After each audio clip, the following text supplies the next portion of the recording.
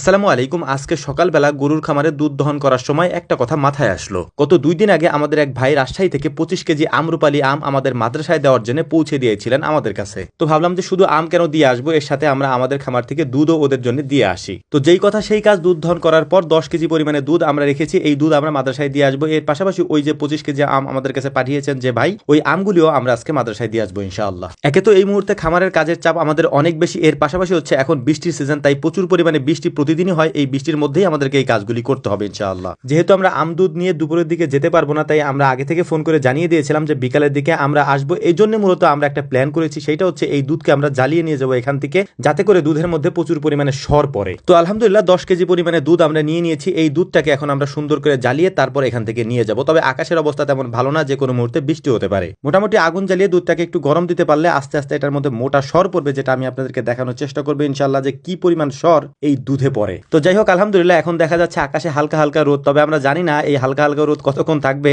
দেখা গেল আমরা চুলাটা জ্বালানোর পরেই ঝুম বৃষ্টি শুরু হলো, তখন আমাদেরকে এটা নিয়ে যেতে অনেক কষ্ট হবে, কারণ এখান থেকে সরাইতেও কষ্ট হবে। চুলাটা অনেক বড়, পাত্রটাও অনেক বড়। তবুও আমরা এটা শুরু করেছি আলহামদুলিল্লাহ। দেখা যাক বৃষ্টির অবস্থা কি হয়। দুধ দেওয়ার পর দ্রুত আমরা ঝাল দেওয়ার চেষ্টা করতেছিলাম, যাতে করে বৃষ্টি আমাদের ধরতে না পারে, বৃষ্টির আগেই কাজগুলি আমরা শেষ করতে পারি। এছাড়াও হচ্ছে যে আমাদের যে ভাই আমাদেরকে আমগুলি পাঠিয়েছেন, ভাই আমগুলি পাঠানোর পরে আমরা ওই ক্যারেটটা খুলে দেখিনি, কারণ এটা যেহেতু মাদ্রাসার জন্য পাঠানো হয়েছে, তাই আমি চিন্তা করেছিলাম যে এটা একবার ওদের হাতে দিয়ে আসবো। আমটা মূলত পাঠিয়েছিলেন যুব এগ্রো থেকে। আপনারা হয়তো অনেকেই ভাইকে চিনবেন, উনি একজন জনপ্রিয় ইউটিউবার। ওনার ইউটিউবে একটা চ্যানেলও আছে যুব এগ্রো নাম করে। তো ওই ভাই আমাদেরকে মাঝে মাঝে আম পাঠান। তো এই আমগুলি মূলত হচ্ছে উনি পাঠিয়েছেন মাদ্রাসা ছাত্রদের জন্য, মূলত এই জন্য আমরা আর খুলিনি আমের ক্যারেটটি। তবে ইন্টারেস্টিং একটা ঘটনা ঘটেছে, সেটা হচ্ছে আমের ক্যারেটটি যখন আমরা নিয়ে আসি, তখন দেখলাম যে আমের ক্যারেটের এক কোণা দিয়ে ছিদ্র করা, অর্থাৎ এখান থেকে হয়তো হাত দিয়ে কেউ আম নিয়েছে। মনে মনে চিন্তা করতেছিলাম, এতিমের এই জিনিস যারা খেয়েছেন আল্লাহ তাআলা তাদের সাথে কি আচরণ করবেন আল্লাহ তাআলাই ভালো জানেন সেটা। তো যাই হোক, আমরা যখন এই কাজগুলি করতেছিলাম তখনই দেখলাম যে বৃষ্টি শুরু হয়ে গিয়েছে। তবে বৃষ্টির পরিমাণ কম থাকার কারণে আমরা এখানে দুধের যে